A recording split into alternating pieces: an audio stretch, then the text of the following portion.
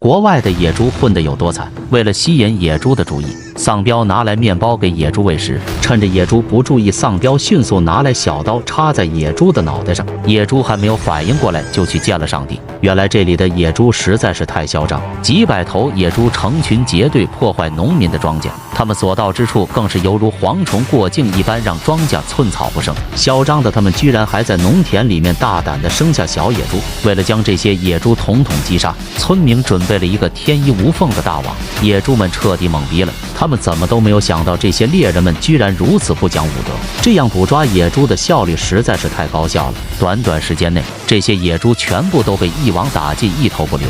不得不说，生活在国外的野猪混得太惨了。